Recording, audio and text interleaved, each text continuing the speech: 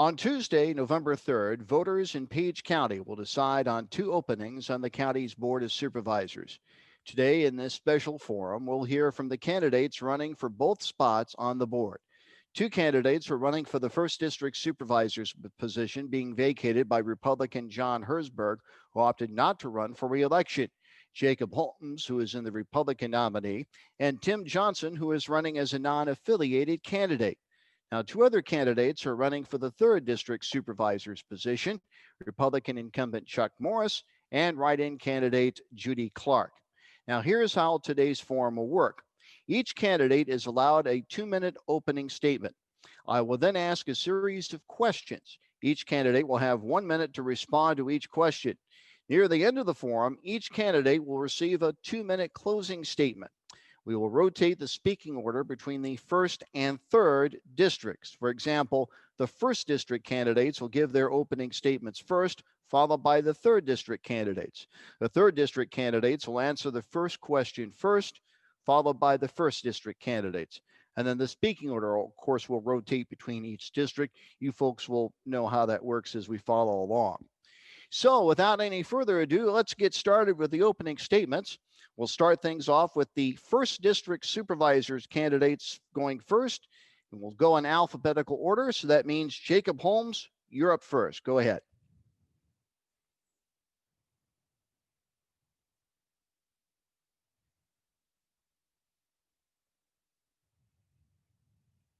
Here, am I muted now? Yes, go ahead. All right. Thank you, Mike. Hello, everyone. My name is Jacob Holmes, and I'm proud to be the Republican nominee for Page County District 1 Supervisor. I live on our farm just outside of College Springs with my wife, Caitlin, and our 5 young children. I'm a born-again Christian and a moral, fiscal, and political conservative. I am a self-employed farmer, both in livestock and row crop production. I also work in seed sales and run several other successful agriculture-related businesses, in addition to being the Amity Township clerk.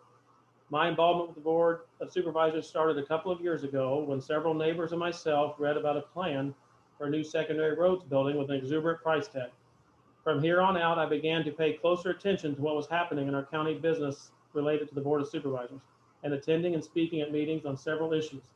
After this, my friends and neighbors started urging me to run for county supervisor. Although it took a while to come around to the idea, I do believe it is time for a fresh look and a new perspective in our county's business. I believe the county should be run more like a business and not with the tax and spend mentality that is all too common in government. Outside of my concerns with the budget, my biggest concern at this point is the lack of accessibility and transparency with the Board of Supervisors. I believe for the county to have success in areas related to the board and its businesses, the taxpayers must have the opportunity to access and share ideas with the board. Our Board of Supervisors meetings are at 8:30 on Tuesday morning, a time when most of the public cannot attend. In addition to that, as of September 8th of this year, public comment has been indefinitely suspended at the Board of Supervisors. In my mind, this is unacceptable, and there is no excuse for shutting the public off, whether it be for praise, for ideas, or for criticism. The public has a right to be heard. With accessibility, transparency, and a conservative business mindset, I am confident we would see improvement across all departments and in all areas of county business. Thank you. All right, thank you very much, Jacob. And now we go to Tim Johnson with his opening statement. Tim?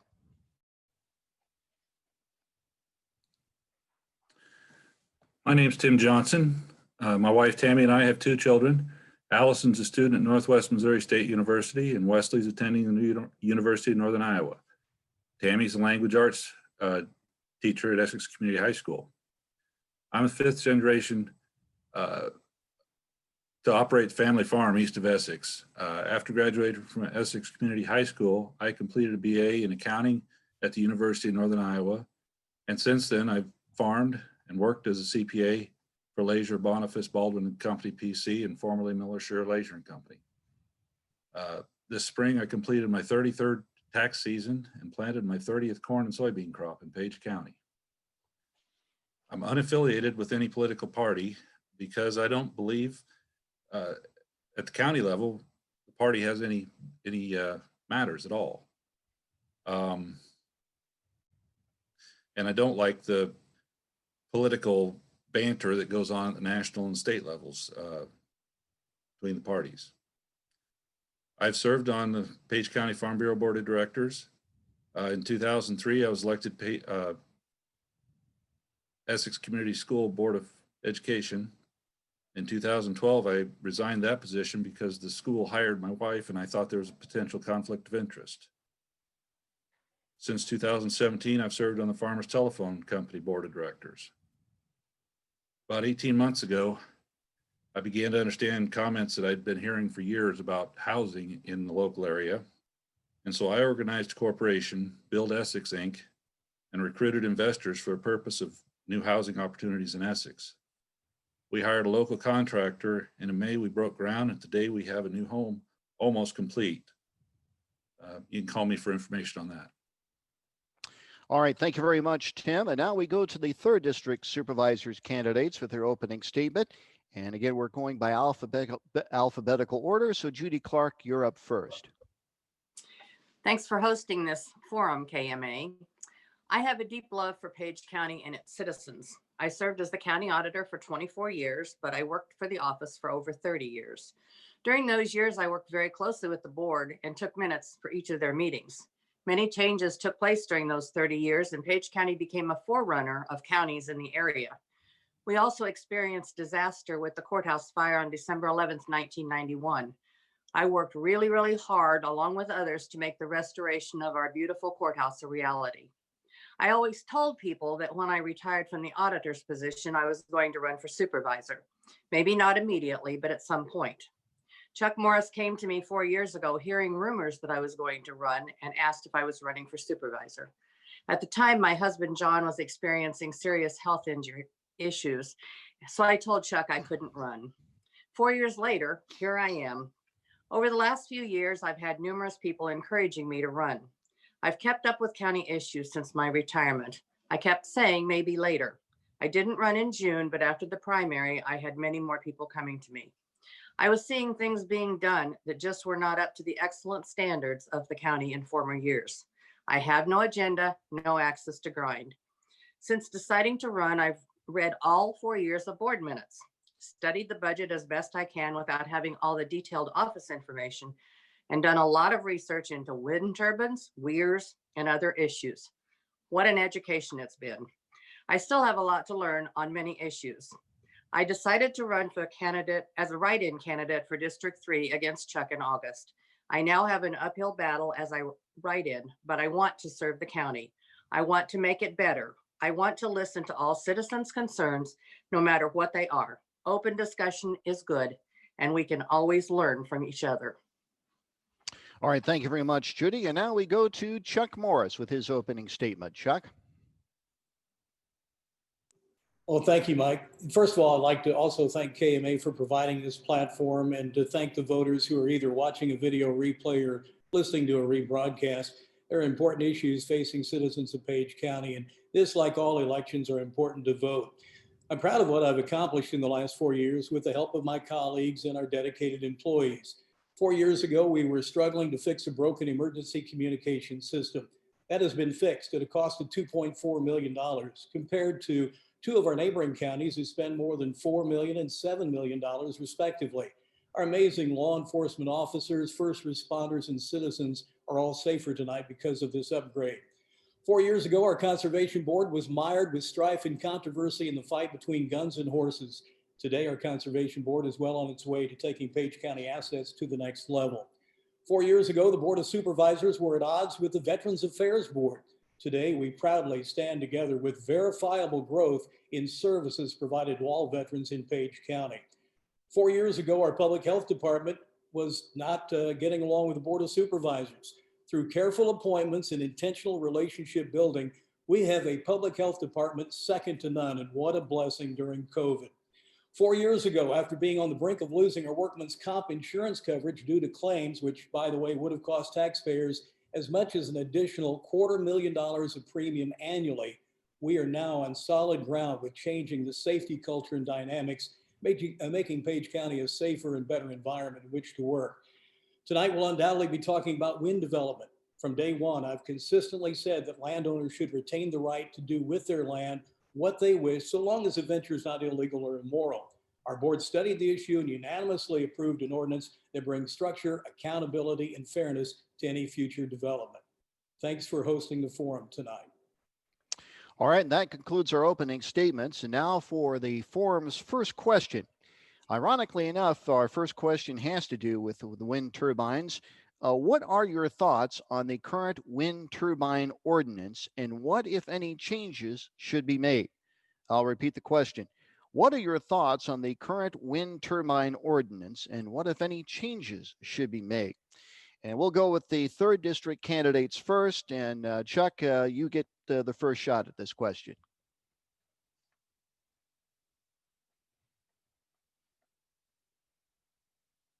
Chuck, you go first. Sorry about that. Our board spent many weeks and months looking at wind ordinances all across the state of Iowa, knowing that land lease agreements were being signed up as early as 2017 in the county. And we wanted to get something that was fair. We believe that we have a fair ordinance. I think the missing link perhaps might be, should we look at a cap on the number of wind turbines in our county so that we don't become like Adair County with 570 square miles and 532 turbines. But from a setback distance and from the decommissioning statement, which I'm most proud about, I think that we have a workable ordinance that could add Page County to the list of 2/3 of Iowa counties that successfully manufacture wind and provide jobs and economic development. All right, thank you very much, Chuck. And now we'll hear from Judy Clark. Judy? Okay, I'm struggling with the wind ordinance. I'm not for, or against it. And I've spent hours researching other counties' ordinances across the state. The majority of those are the same setbacks for residences and property lines as the one passed in Page County. Some are more restrictive. Only 2 I found are less restrictive. I've talked with people who are against wind turbines, who are for wind turbines, and who don't care about wind turbines. No matter what happens in the future, not everyone will be happy.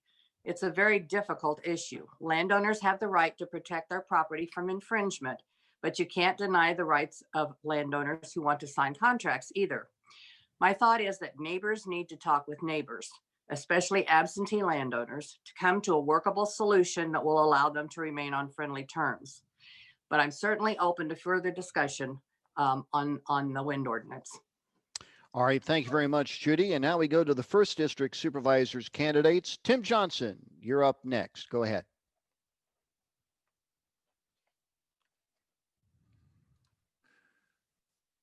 My position on the wind ordinance is I think it's been the supervisors put a lot of work into it.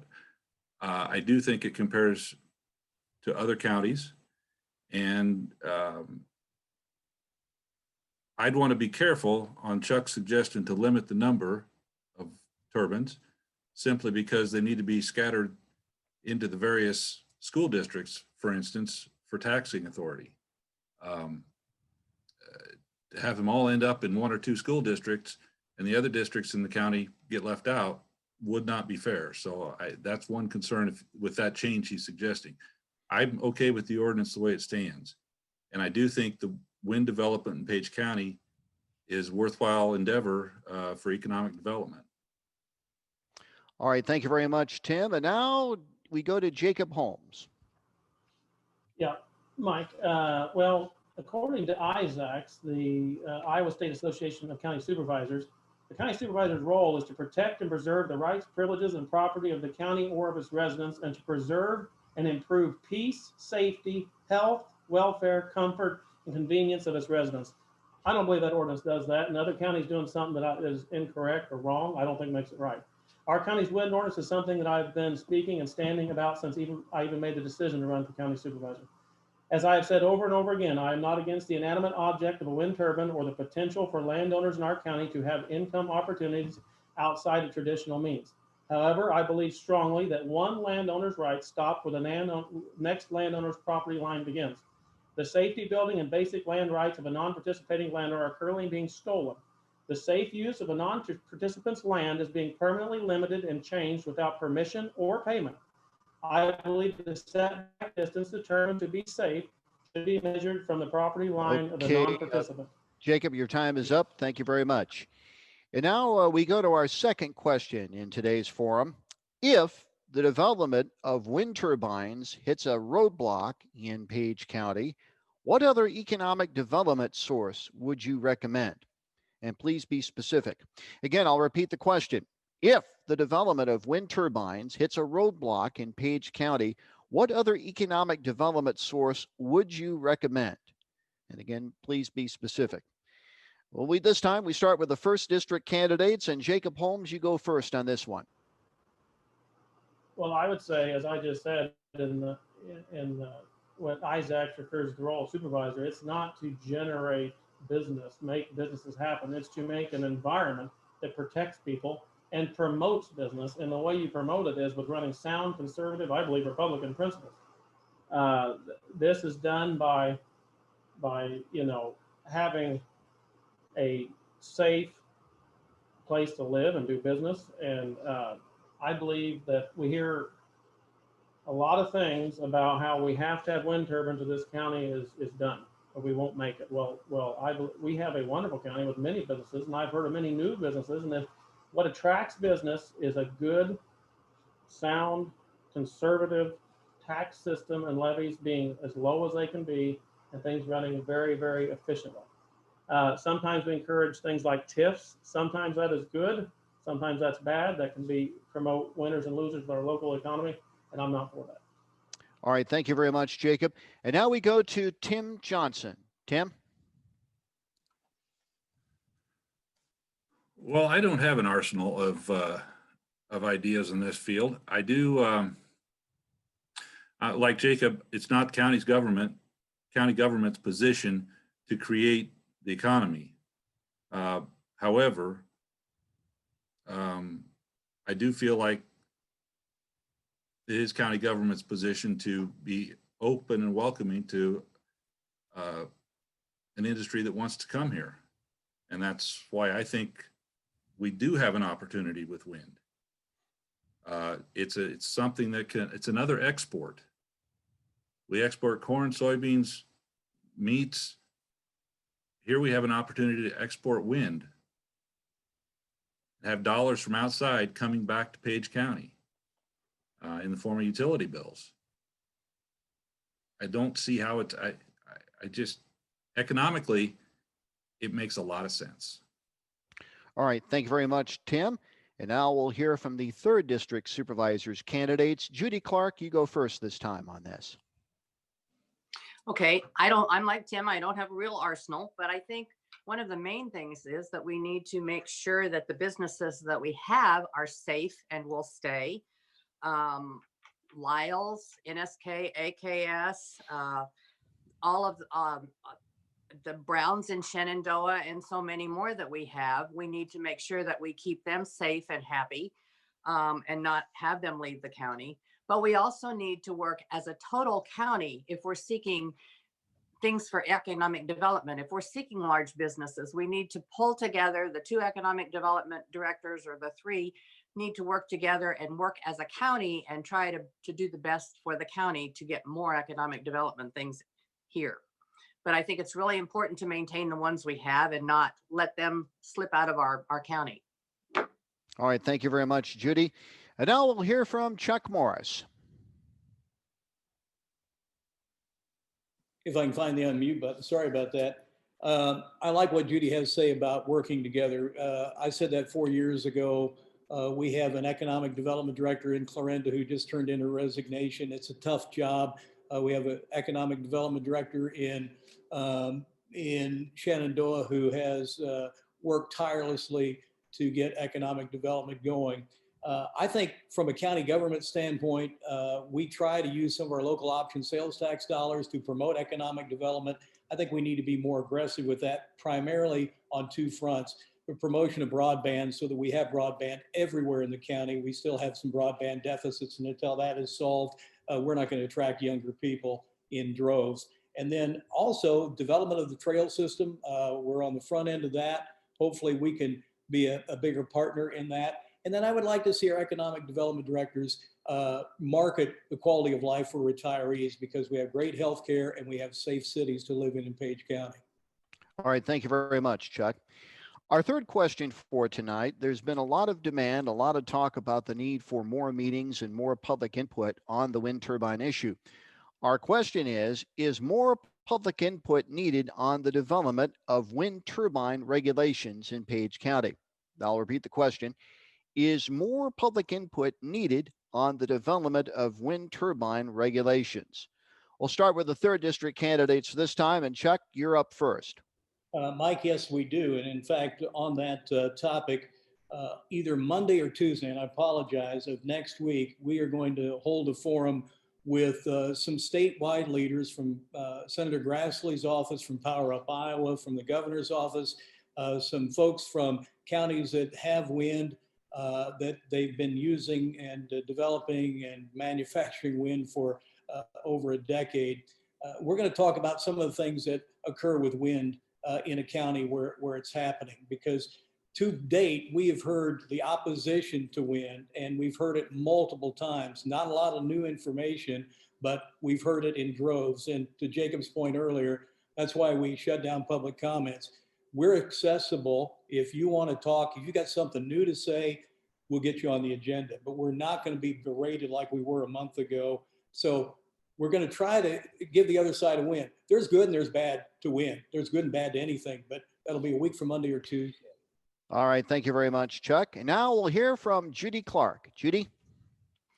Okay. I think it's always good to have more discussion. I'm perfectly open to having more discussion. And I think it's very important not to shut down the public as long as the discussion is respectful among both sides.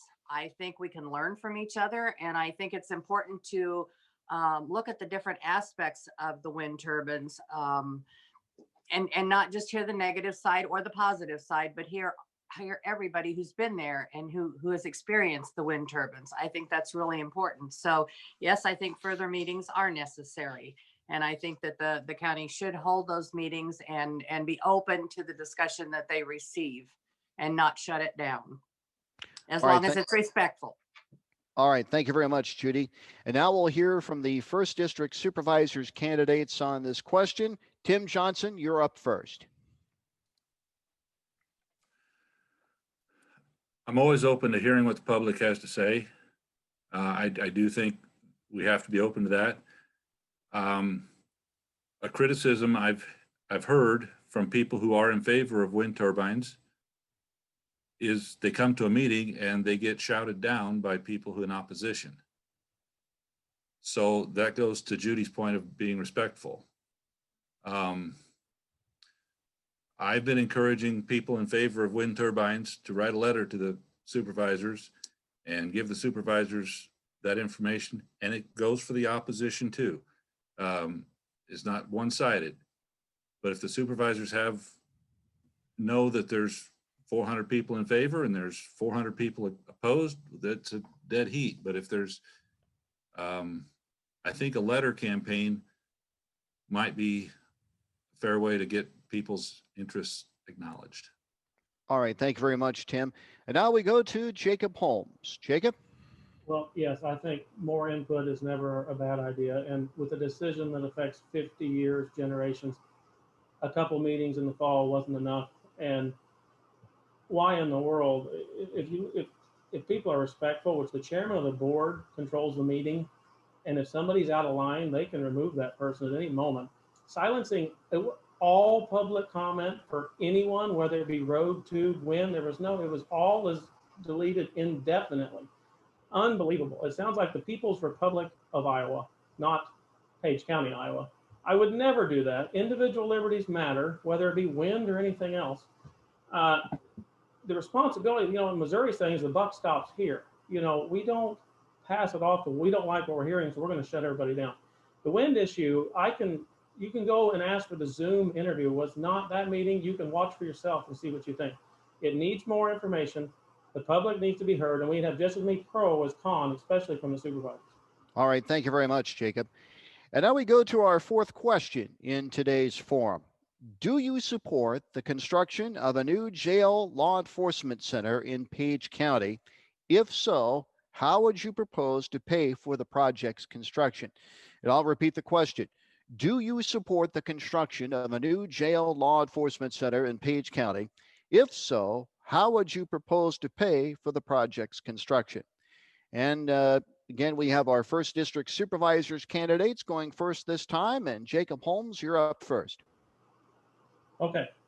I do not have an in-depth understanding of exactly the issues that are with our current jail. I know from my attendance at the Board of Supervisors meetings, it is only a matter of time before certain issues need addressed. My thought on how to approach this or any other potential building project is to look at every viable option and being saving while we study these to save our money, just as I would in my own business. I believe strongly in traveling and seeing what other counties do and spending time asking them what they like and dislike about their completed project and what they would do the same and differently looking back with clear vision. Thorough planning, thinking outside the box, exploring all options, not just going with the first one, and then sourcing and researching better prices and outlets are all parts of building that I am very acquainted with. Unfortunately, these aspects seem to be overlooked when we're spending tax dollars. I'd like to change that. I think assessing what we need and doing lots and lots of research with thorough planning.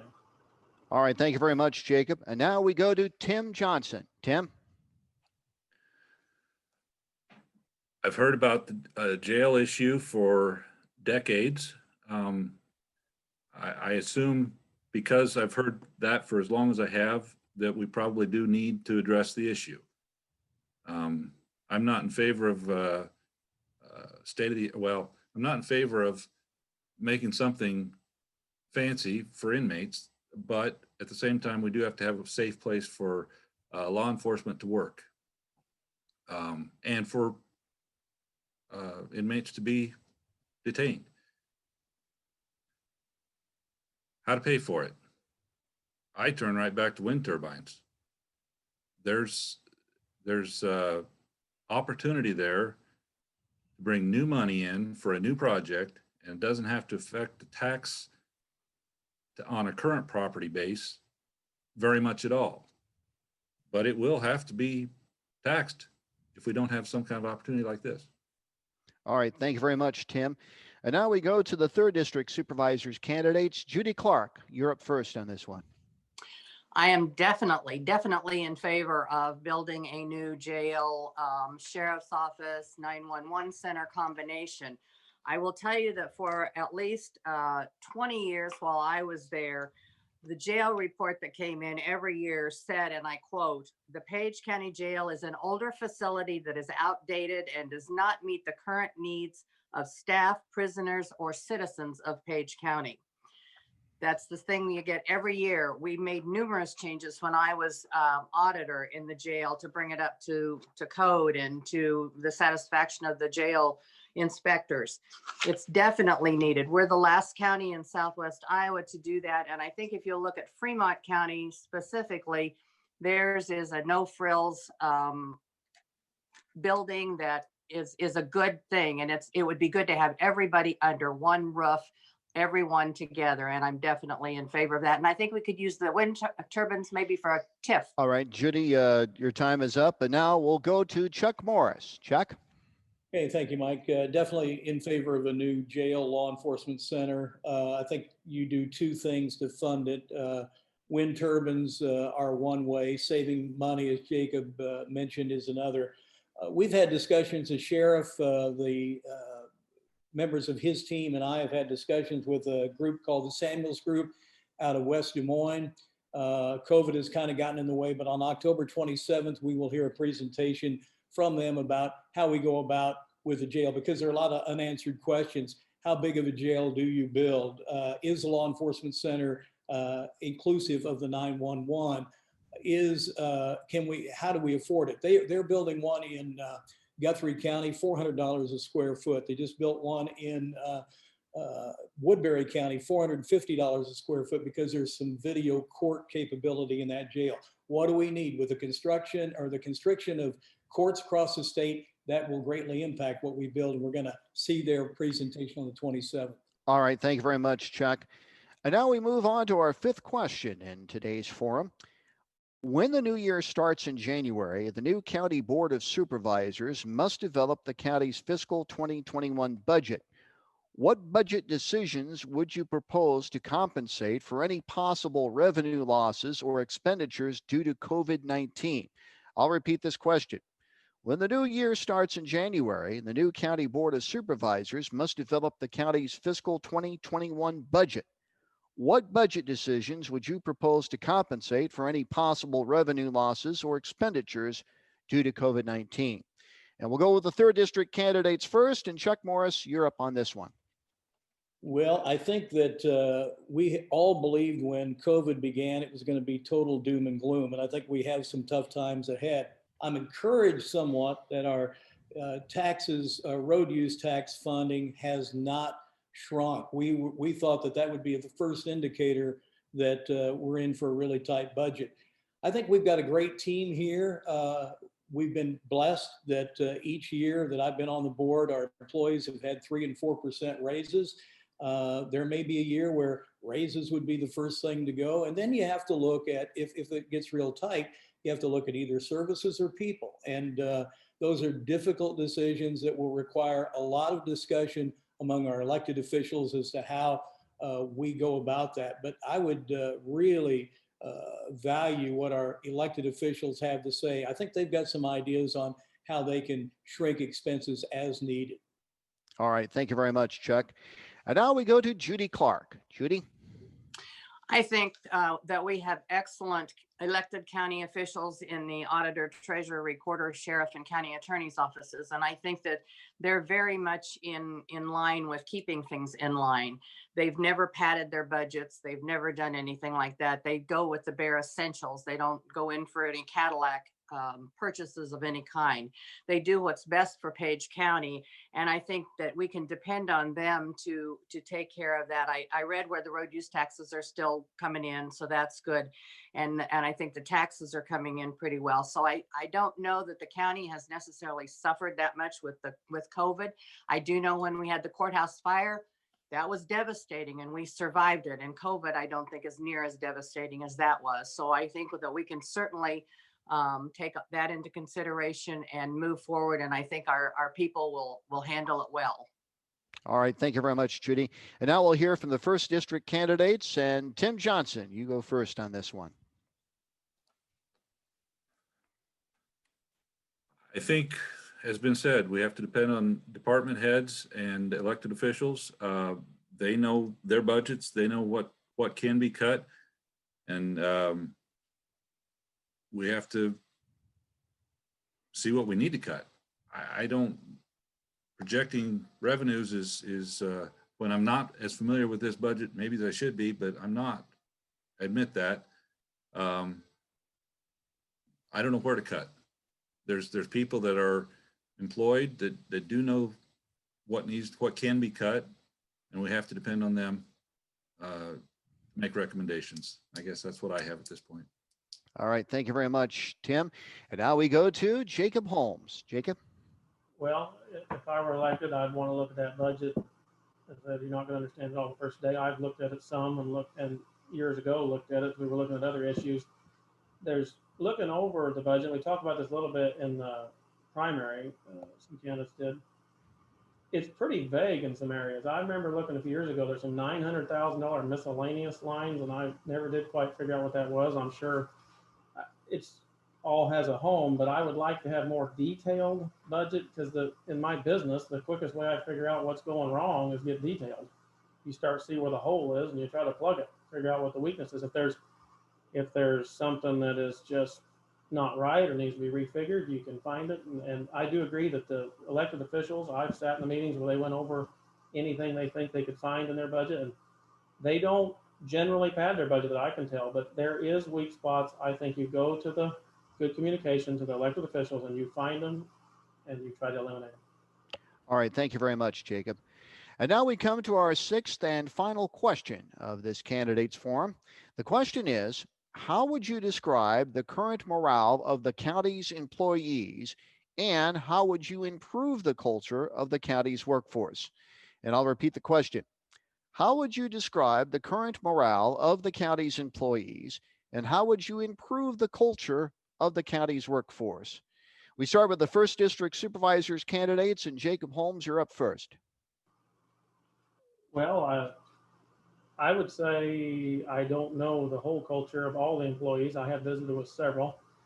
I think some is better than others. I've talked to Secondary Roads, for example, been down there, and they have told me that they've rarely ever seen a supervisor come down there, and I think that's a poor thing. That I don't think supervisors are supposed to micromanage in any way, shape, or form, but I do believe information, learning from the people on the ground, what's going on, once a week or something, you ought to be down there for a few minutes. And, accountability is a big deal. Make sure you let your expectations be known and you reward good work and you hold accountable those who don't meet expectations. And I think if you do that, people will respect you and the whole environment will be better. I think getting the job and talking with people, you'll learn more and more every year and listening. All right. Thank you very much, Jacob. And now we go to Tim Johnson. Tim? Well, again, I don't know the inner workings of all the departments or all the employees by any stretch. I do hear, I don't want to say backstabbing comments, but nitpicking comments, one against another. And I do think some accountability, some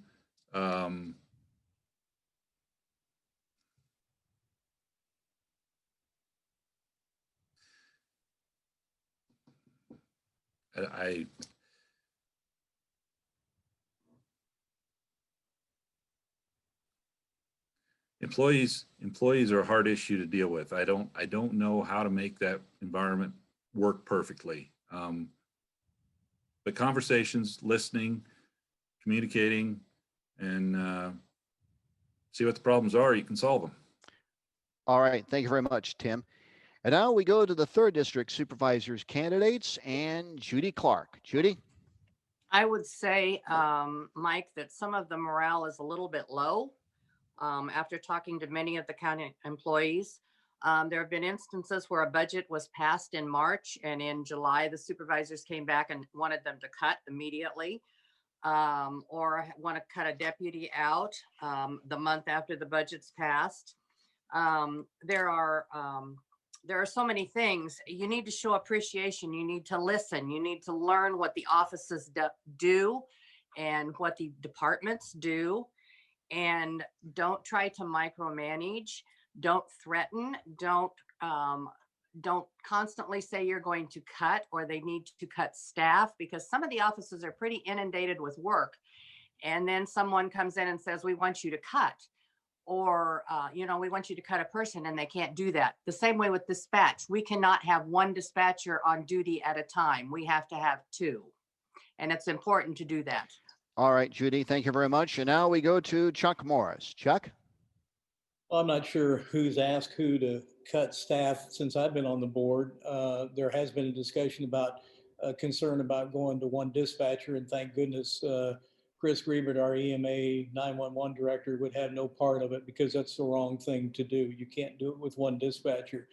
The morale could be much improved. I don't think there's any question, but the fact of the matter is, Board of Supervisors has no authority over the elected officials. We have the budget authority, but we can't, or should we, tell them how to operate their offices. And I think we've got a byproduct of COVID. The whole world is kind of on edge. And I think that at times our courthouse has been on edge. But despite that, the delivery of services to the taxpayers of Page County, I don't believe has suffered. But internally, we could be a happier place. All right. Thank you very much, Chuck. And now we've got to the point of our closing statements in today's forum. Each candidate, as I said earlier, is allowed a 2-minute statement. And during this time, you're also welcome to mention any subject that was not brought up during the forum. We'll have the 3rd District Supervisors candidates go first this time. And Chuck Morris, you're next in the rotation. Go ahead. All right. Well, Mike, again, thanks for the opportunity to put the candidates together. And hopefully the voters who now have the opportunity to vote as early as tomorrow will take a moment to reflect on where we are as a county. I'm proud of Page County, where we're at. We have strong fund balances. Have we made some mistakes? Absolutely. Is there a big learning curve? Absolutely. But when I signed up to be a candidate 4 years ago, I did so with a servant heart, and I do the same today. If I'm honored to be elected by our voters, I promise you I'll do my very best. You may not always agree with my decisions, but I am open, and I think anybody will tell you that I will listen, and I will do my research, and I'll defend a position. Come at me with some facts, come at me with some data, and I'll visit with you all day long. But come with emotion and total emotion, and then I tend to shut down. But I'm very pleased with where we're at. Would be honored to serve 4 more years, and if I am elected, I will be done 4 more years. But I'd like to see a jail built, and I would like to see some forward progress on safety continue. All right. Thank you very much, Chuck. And now Judy Clark, you're next with your closing statement. Again, Mike, thanks for hosting this hour. It's been interesting. I had no idea what to expect or what kind of questions would be asked. And hopefully I've answered the questions for our Page County citizens. I want to be open and I want to learn from you. I didn't enter this race on a whim. I have gone in with my whole heart and soul. I feel my experience as a county auditor gives me an advantage because I know all about budgets and the duties of each office and how they run. We have really good elected county officials, and I know them personally, and they do a great job for the citizens. And I know they'll continue to do a great job. We're fortunate to have good county employees in all departments carrying out their daily tasks. And we need to support all these people because they're working for you. In my experience, when these elected officials prepare their budgets for the supervisors, there's no extravagant spending. Sometimes the need for equipment, new programs offered, or other things is put off too long, and then we fall behind. When I served as county auditor, I always tried to work for the best interests of Page County, and I spent your tax dollars conservatively. County offices need to be run efficiently without overspending. That's what I did, and that's what these other elected officials continue to do. They don't need to be micromanaged. I want to work with them to make our county better. I want to represent you and listen to your concerns. I want to work with the other two supervisors and make wise decisions for the citizens of Page County. I know that some decisions will not be popular. We can't always please everyone, but we must do the best job for the majority of our citizens. I ask for your vote, whether it be an absentee ballot or a ballot at the polls. I'm entering this race as a write-in, which is an uphill battle. And in order to vote, you need to write my name in and fill in the oval. Thanks for listening. Above all, vote and make your voice heard. That's coming from an old county auditor and election commissioner. Thank you. All right. Thank you very much, Judy. And now we'll hear one more time from the 1st District Supervisors candidates. Tim Johnson, you're up first. Go ahead. Well, as I've traveled around the county and talked to a lot of people, two issues come to the surface over and over again. One is the roads, and I want to compliment the engineer on getting some big bridge projects, pipe projects. He's applying for and getting a lot of state and federal money to do those projects. And in that regard, I think he's doing a good job. Gravel, they're applying a lot. I don't know if it's being managed properly with the blades, but that's something that can be worked on out there with some training, I believe, some education. The other issue that I hear about is the wind turbines. I see it as an economic development opportunity, and I do think that's important in Page County. We can't be just an agricultural economy. We have to have other opportunities also. And with plants closing and big employers leaving, we need something new. And this is one that can pay some bills for landowners. It can provide some new jobs and definitely provide some tax money for the county to use for whatever purpose, whether it's reducing taxes or whether it's a new project like a jail. I want to thank KMA for having us tonight. So I'm sorry to the public who's listening for my nerves. I'm not used to doing this. It's a new experience, but thank you. And again, everyone, please do go vote. All right. Thank you very much, Tim. And now we'll hear from Jacob Holmes. Jacob? Okay, I appreciate the opportunity to be part of this forum and everyone who took the time to listen and to be an informed voter. I'm standing here today because of conviction. I'm not here for most of the reasons people in our state run for supervisor. I'm not looking for a job to transition into retirement. I'm not looking for the county to pay my insurance. This conviction caused me to attend meetings and represent myself and others to the board long before there was a thought of running for this office. I believe this sets me apart from others. While cooperation on a board is important, I don't think that is what's lacking on most boards. I believe what is missing is someone who is willing to go against the grain and stand alone when needed. While on most issues, give and take to find a solution will be easy, there are certain situations that demand an unwavering stance. In these cases, I would have no problem giving my views and standing firm, even when it means standing alone. I have never been and never will be a yes man. In conclusion, I believe Page County is a wonderful place to live and work. I'm proud to live here and happy to call it home. I'm sick and tired of the mentality that our best days are behind us, and that, as I heard in one of the supervisors' meetings, we are just managing the decline. And as I said in a speech the other day, I wake up every morning in a house with 5 little kids who love their home and have big dreams of the things they're going to do and build and do right here when they grow up in Page County. This drives me. And this is what tipped the scales of my decision to run for this office. I firmly believe that if we run the county like we run our businesses, we keep communication open, we set goals and monitor progress, we will see additions and growth in business, new families, and a better way of life for the residents who call this county home. I truly believe it's that simple. I don't think Page County is on the way out. I believe with strong conservative leadership and a fresh look at the issues, we are on our way up. If you agree with me, I would appreciate your vote. I welcome any questions. You can reach me at 712-582-3223. I'd like to say God bless America and may God bless Page County. Thank you. All right. Thank you very much, Jacob. And that wraps up our Page County Supervisors Candidates Forum for today. We would like to thank each of the candidates for participating in our forum and taking time out to do this. Jacob Holmes, Tim Johnson, Chuck Morris, and Judy Clark. My thanks to our producer, Ryan Matheny, and Austin McNorton as well for his assistance tonight. Now, a few shameless plugs here. We'd like to remind you to keep listening to KMA News for more election coverage with our Meet the Candidates segments on the morning line every Monday through Friday mornings at 7:35.